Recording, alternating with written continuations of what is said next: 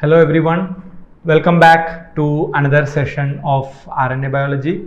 So we were here in the previous class that this is an example, real-time example of a mammalian P bodies where you are having the congregation or association of an inviter, and inviter is LSM1 and the actual player is XRN1.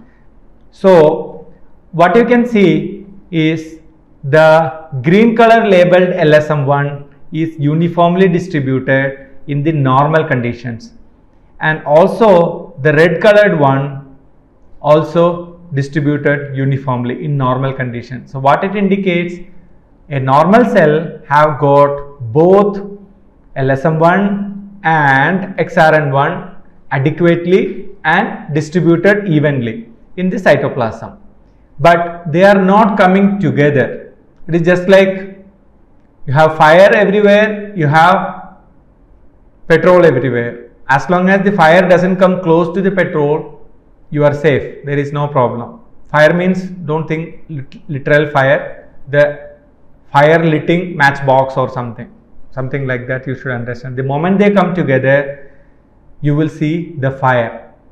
Petrol will be in one color, matchbox will be in another color, but if they come together, the fire will be in another color. That is what the red color is XRN1, the green color is LSM1. Of course, they don't have color, okay, so they are made by immunofluorescence, that is using antibody. I will not go into the detail because it is a cell biological technique where you detect proteins of your interest using antibodies, labeled antibodies against them, and they go and bind, and you use a primary and then secondary, and then you read them. So those who are interested can read about immunofluorescence in cell biology studies.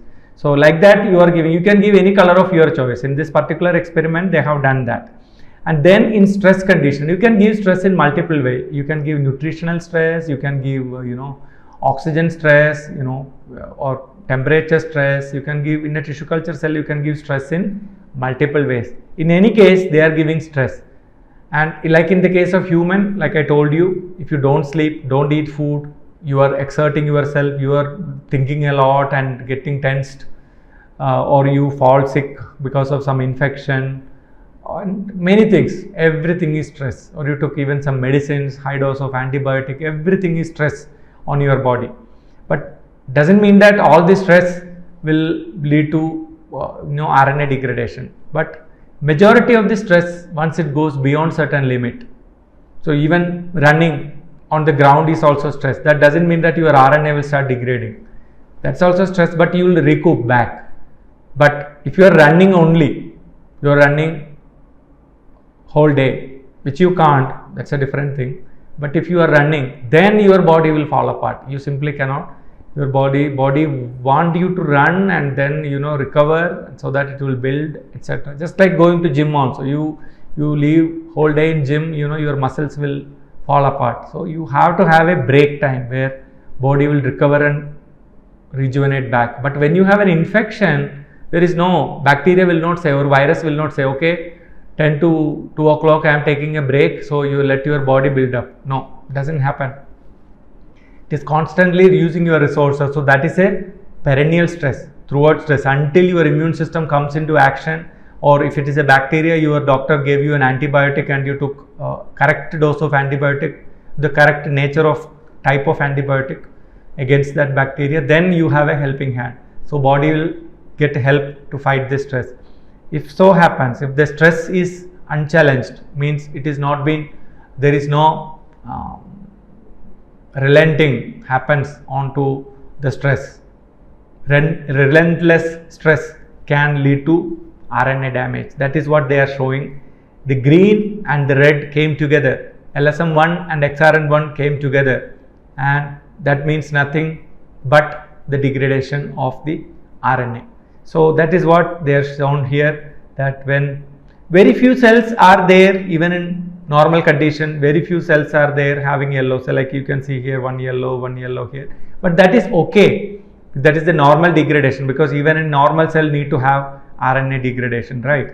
But you see the number of yellow spots here, a lot are there yellow spots, and the number of yellow spots are high. That means LSM and XRN1 came together until they can do spectral overlap, because RNA molecules are very small. Once they come closer, that will give a yellow color signal, because green and yellow both are coming simultaneously from one spot. So that is what you should infer, that because of stress you can end up getting too much of this stress granules where you have congregation of LSM1 and XRN1. Like this, many proteins can be evaluated. That's how you discover like whether what is the role of individual proteins, and you knock down one of them. That's a total different line of experiment which take much more time to explain how you go ahead and address to find the function of a gene, etc. Now let us see what are the different molecules that is contributing to the degradation. One example is exosomes, and we know exosomes, they are major 3' to 5' exoribonuclease in the eukaryotes. Major means we have seen the major spliceosome, minor spliceosome. Major means that is prevalent one. So here exosome mediated 3' to 5' exonuclease activity is the prevalent one, and it is found both in nucleus and in the cytoplasm. And because you need to degrade the RNA by exonucleolytic way both in nucleus and the cytoplasm to function. So the degradation of regular and aberrant mRNA. Regular mRNA, once the job is done. Aberrant mRNA, it should prevent the RNA from doing its job, because it's aberrant, it has to be degraded instantaneously. So it is not biased towards a particular species of RNA. Normal, after doing its job, has to be degraded, and abnormal has to be degraded immediately. So it also degrades aberrant non-coding RNAs such as transfer RNAs, ribosomal RNA, and snRNA, spliceosomal RNA.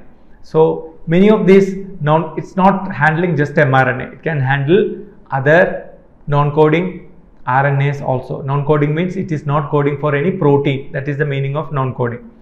So processing of precursors of non-coding RNAs to functional non-coding RNAs, that is ribosomal RNA and SNO RNA, they require some trimming, some maturation, etc.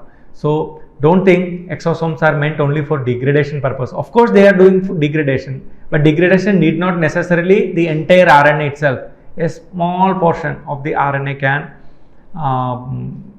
be removed so that it undergoes the processing, it undergoes the maturation. Like if you buy a full coconut, you don't eat the shell of it, right? You eat only the inside part of it. So you break it, use the inside part, whatever you require, remaining will be removed. So we say, I processed the coconut and I used it for making some food or dishes, whatever.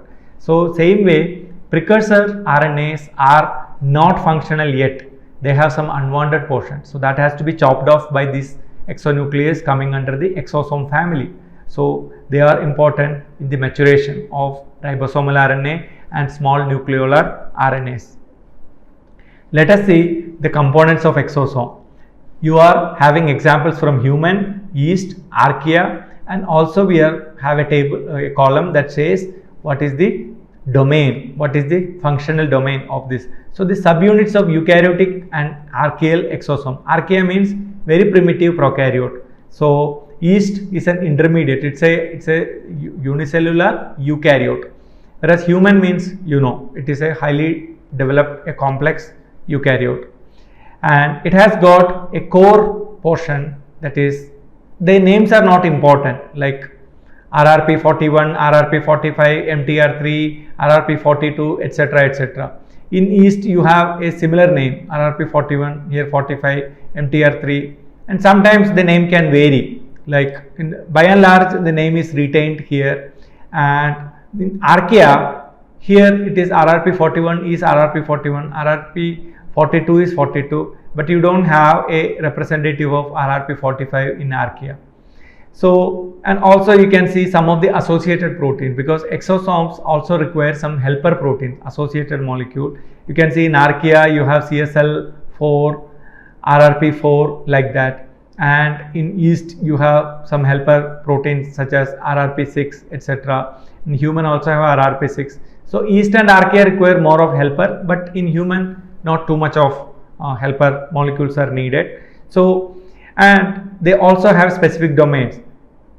Almost all of them, they have got RNase pH domain. So RNase domain that also contain a pH domain, that is proline, histidine, amino acid containing domains. And also they have some zinc ribbon domain and KH domain. K stands for lysine and H stands for histidine. Some of them have got a KH domain. So on and so forth. So we should understand that the components of exosome, it's a multi-protein complex. Exosome is not just one protein. It is a multi-protein complex, and it come together, they assemble together in the degradation process of a decap, or in the case not decap, a deadenylated, because decapping is normally attracting XRN1, not the exosomes. Exosomes are normally targeting the 3' to 5' exonuclease activity. Let us see the exosome structure.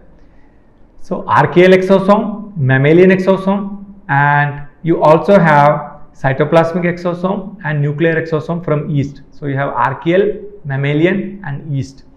By and large they have a similar structure. You have a ring core and also a cap structure, and this is the RNA which is having a loop, and this is the place where it is supposed to act.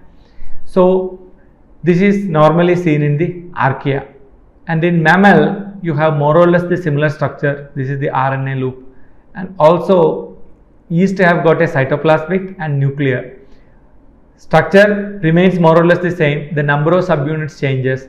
It has got a RNA detection or RNA interaction domain. The names of these proteins are not that important.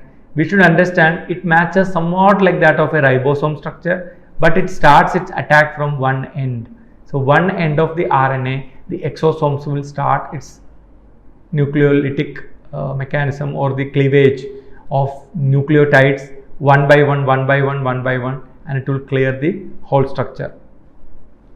So coming back to exosome structure, you can see the eukaryotic exosome is composed of 9 different proteins.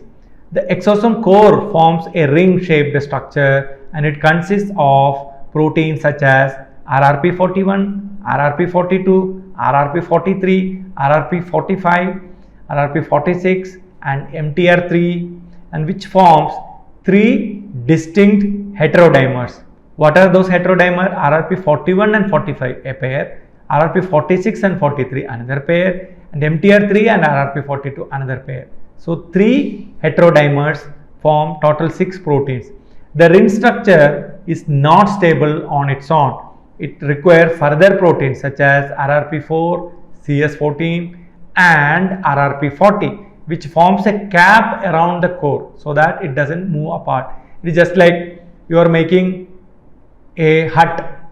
You made 10 pillars in a circular fashion. There is a good possibility that 10 pillars may fall apart. So if you put a roof on top of that, so all the pillars will stay united. All the pillar is strong on its own, but they are not connected to each other in a common structure. That common structure is roof. If you make a roof, then it will prevent the pillar from falling apart. So although roof is sitting on top of these pillars, but the roof also provides a structural support to the pillars, preventing it from falling apart. Same logic applies. So the unstable ring is now stabilized by a cap structure formed by RRP4, CS14 and RRP40. So the cap proteins also contain RNA binding domains and facilitate the interaction of exosome with its RNA substrate. So what you should understand, just like you can say roof, if you made a hut, you are inside, but the outside of the roof is interacting with say atmosphere like rain, sun or sunlight, etc. So when they are interacting with each other, the molecule, that is the RNA, that has to come from outside. So the cap structure interacts with the RNA and facilitate just like how rain and water is having a gap of hut in between, the pillar and the rain is prevented in between. Here the roof is attracting, the cap is attracting the RNA. So the cap proteins also contain RNA binding domain, just like act like a glue, or a if you apply a glue onto a paper and throw some glitters on it, wherever there was glue it will stick, right? So they can, cap proteins can bind RNA and facilitate the interaction of exosome, which is made of a temporary ring made of heterodimer, 3 heterodimers, total 6 protein. So that is a member of the exosome with its RNA substrate. So cap not only stabilizes the structure but also brings RNA substrate onto the target. So let us see how exosomes are regulated. Now you say exosome, we know what is the circumstance in which exosomes bind onto the RNA substrate. Deadenylated RNA or endonucleolytic cleavage by a endonuclease on the RNA will attract exosomes. But exosome cannot be left uncontrolled, right? That also has to be controlled. So it is involved both in processing and degradation. Exosome is important. You can call it as a necessary evil. Like you can say in physics, people say friction is a necessary evil. Without friction, you can't walk on the road. But friction also causes a lot of wear and tear. Your chappal is eroding because of friction. So we should understand, lack of friction you can't walk. You can't walk on top of an ice surface of a ice bar. If you try to walk, you will slip because there is no friction. It is good for your chappal, but it is not good for you. So the shoes or any of your footwear is eroding because of friction, like many mechanical parts, but it is necessary, but it is evil. So exosome also can be called as a necessary evil. Necessary for the degradation of unwanted RNA and necessary for the maturation of some premature RNA, some pre-RNA. Everything is important, but it can be evil also. If it is degrading all RNA, then all those effort of splicing, RNA production, everything will go wasted. So it has to be controlled. So it is involved both in processing and degradation of RNA, and it functions both in the nucleus and cytoplasm of eukaryotic cell, but it comes with a price unless it is controlled. Therefore, a number of different proteins and protein complexes have evolved that can guide exosome, the distinct classes of substrate RNA, where to act. The actual place should be shown to them, otherwise they will act randomly. The two best studied examples are the TRAM complex in the nucleus and the SCI complex in the cytoplasm. Two complexes regulate the exosome function. TRAM in the nucleus, SCI in the cytoplasm. Let us see how is it regulated. The TRAM complex consists of AR1P, AR2P, they are RNA binding proteins, and TRF4P and TRF5P, they are poly-A polymerases. Remember, poly-A polymerase can add the poly-A tail, and MTR4P helicase, which is helicase is involved in changing the structure, secondary structure of the RNA. So we have AR1P, AR2P, which are RNA binding protein, it can recognize RNA target. TRF4P, TRF5P, which is poly-A polymerase that can add poly-A tail to a shortened poly-A tail bearing RNA, and MTR4P, which is a helicase.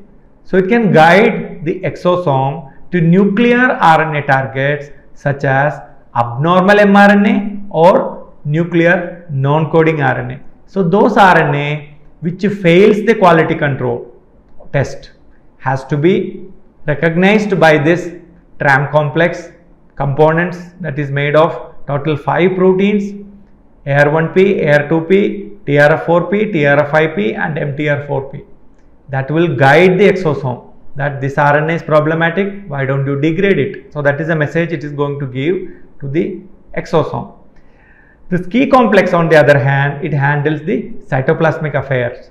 So SCI2P, SCI3P, SCI8P that interacts with SCI7P and activates it. Ski7p recruits the exosome to abnormal translation termination events, because cytoplasm mainly handles only the quality control connected with protein translation, because cytoplasm no splicing is happening, cytoplasm there is no transcription is happening, so you cannot handle that. So once the RNA has come into the cytoplasm, it has passed all those quality control tests in the nucleus. But in cytoplasm, this RNA may misbehave in terms of protein translation. So Ski complex consisting of Ski2p, Ski3p, Ski8p that interacts with Ski7p and activate it. Ski7p is capable of recruiting the exosomes to the abnormal translation termination sites, thus degrades the mRNA to prevent the synthesis of aberrant, potentially harmful protein product. If a protein product like an RNA has got a premature stop codon, then if that keep producing this protein which is of no use, it can cause some inclusion bodies, it will not fold properly, and that can damage the cells. Like example of Alzheimer's disease, because of a improper folding of the alpha synuclein, many proteins are there, like tau proteins, many are there. They will form unfolded junk in your brain neurons, and eventually it will make holes. So your brain, instead of looking like a butter, now it is looking like butter eaten by ants. It will have holes. That is called spongy. You may have heard about this bovine spongiform encephalopathy. So it will look like holes. What is these holes? Neurons are lost, or neurons are not working. So the connections are lost. That is why you end up getting memory problems. That communication is not there. All of a sudden, if you remember what you were, which school you studied in your second grade, that is a memory. Who was your class teacher? It is a memory. Or what is your best childhood friend? That is a memory. So these information are not being able to retrieve because of the holes created. So misfolded or unwanted junk protein can give lots of trouble. Sometimes this unwanted protein, like we discussed in one of the classes about P53, it's the guardian of the cell. Because of this mutation, it is not able to do the job. P53 is no more P53. It is only a ghost of P53, only a relic of P53. It is not doing the job. Then cell will suffer, because P53 was the guardian of the cell. So you don't want such a situation to happen. Then the system has to come up with a strategy to degrade those mRNA. Okay, the P53 had problem, so let me degrade this mRNA. However, this will not be helpful if the genome itself is mutated, because if a fresh RNA comes, again it will have the mutation. Just like we discussed the sickle cell anemia case, glutamic acid is changed into valine, and it causes, one amino acid change causes a sickle cell shaped RBC, which can cause, it can clog your coronary artery and can cause heart attack at low oxygen temperature. So, but of course, it can be degraded. But the newly formed RNA also have this problem. That is why we call it as genetic mutation, genomic mutation. Problem is at the source. So controlling the RNA will not help. Sometimes, tiny mutations, because glutamic acid to valine is not a stop codon. It is creating a protein having a different shape. But if that shape was so abnormal, then the RBC would have been dead. Now RBC is not dying, but it is forming a very funny shape, sickle cell shape. That is what is there. So don't think that only one mutation ever occurred in the history of RBC. There are plenty of such mutations are there, but they will be removed. That is why they are not staying. That RBC will be killed or that RNA will be killed, like that. But some will escape, like P53, some P53 mutation can lead to cancer. If the surveillance was working perfectly fine, no cancer should have happened. So, although all this exosome and other surveillance system and the quality control system exist, there are problems that will come out of these problems. We saw the splicing defect disorders and many RNA transporting disorders, etc. But problems can come some way or the other.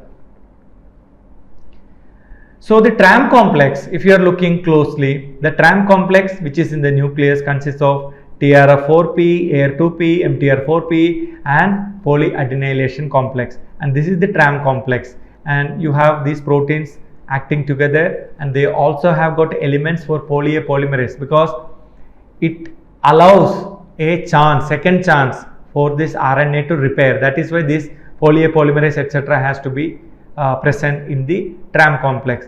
If it fails so, then it will guide the exosome to start chewing up this RNA. So the RNA, when the length of poly A tail is less than 4, that is why the process called polyadenylation, then it will be marked for degradation, and if this rate of deadenylation is very fast, then it will be recruited by the TRAM complex and it will mark for a repair option. Can we repair it? But if the polyadenylation is slow, very slow, the deadenylation is very slow, what happens? The MTR4P will inhibit one of the components of its own member, and that will trigger a different mechanism. So the rate of deadenylation, although it will be triggered when the length is close to 4, one is less than 4 and another is close to 4 but it is more than 4. So both the situation, it can trigger a different mechanism of controlling over the exosomes. We will study more in detail about this mechanism of TRAM complex action in the next class. Thank you.